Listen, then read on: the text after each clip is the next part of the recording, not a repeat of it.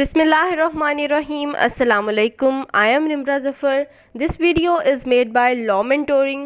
Before watching the video, it's a humble request to please subscribe the channel and hit the bell icon so that you may get notifications about the new videos timely. Topic start करने से पहले एक बात clear कर दूं कि अगर आपको हमारे चैनल से कोई वीडियो नहीं मिल रही तो टॉपिक लिखने के बाद लिखें बाय लॉ मेंटोरिंग और फिर सर्च करें तो आपको टॉपिक मिल जाएगा। अब आते हैं स्ट्रेट अपने टॉपिक की तरफ। आज हमारा टॉपिक है रेप के बारे में। आज हमने पढ़ना है under Pakistan penal code 1860 rape को जो सेक्शन डील करता है वो है section number 375 which is the very common section. Rape वाला जो सेक्शन है बहुत ज़्यादा अप्लाई होता है, रेप केसेस बहुत ज़्यादा बढ़ गए हैं पाकिस्तान में भी। अब हम इसको स्टडी करते हैं कि रेप एक्चुअली होता क्या है।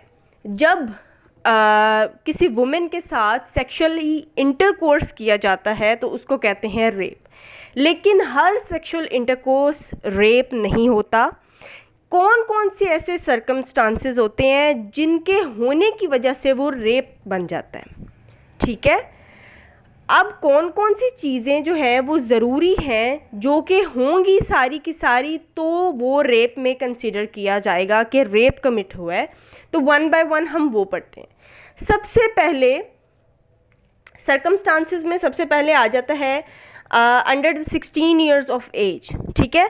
16 ईयर्स ऑफ एज जो है उससे कम हो, बिलो 16 ईयर ऑफ एज हो, और उसके बाद जो वुमेन है उसकी विल शामिल ना हो, अगेंस्ट हर विल जो है वो रेप कमिट किया गया हो, और उसके बाद without the consent of that female sexual intercourse conduct किया गया हो। उसके बाद आ जाता है उसको किसी खौफ में रखा गया हो, putting her in the fear of, किस चीज़ का खौफ कि या तो मैं तुम्हें मार दूंगा या मैं तुम्हें कोई नुकसान पहुंचाऊंगा, डेथ का या हर्ट का उसको खौफ हो जिसकी वजह से वो ये उसके साथ काम किया जा रहा हो। उसके बाद आता है कि she believes that the man is the person to whom she is married.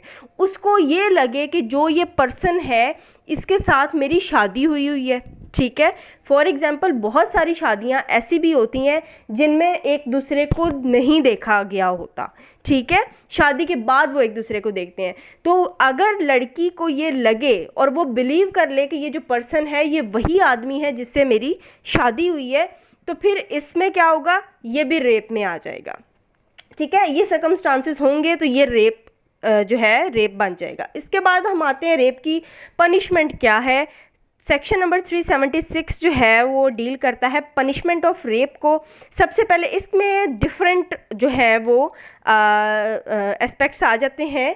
तो सबसे पहले हम देखते हैं कि सिंपल रेप की जो पनिशमेंट है वो क्या है। अगर एक पर्सन जो है वो सेक्सुअल इंटरकोर्स करता है अंडर दीज सर्कमस्टांसेस तो उसकी पनिशमेंट क्या है, या तो उसको डेथ सेंटेंस हो जाएगी या फिर उसको इम्प्रिजनमेंट होगी जो कम अज़ कम 10 साल है और ज़्यादा से ज़्यादा 25 साल है, ठीक है। मतलब 10 साल से लेकर 25 साल तक उसको इम्प्रिजनमेंट हो सकती है और उसके साथ साथ उसको फ़ाइन भी होगा। मतलब या तो उसको अकेली ये सज़ा मिलेगी या फिर इसे ये वाली पनिशमेंट मिलेगी।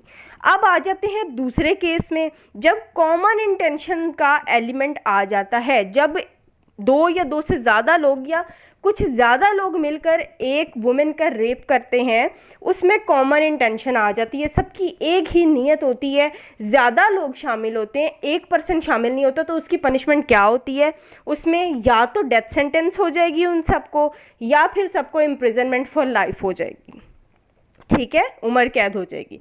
उसके बाद आ जाते हैं तीसरी कंडीशन में।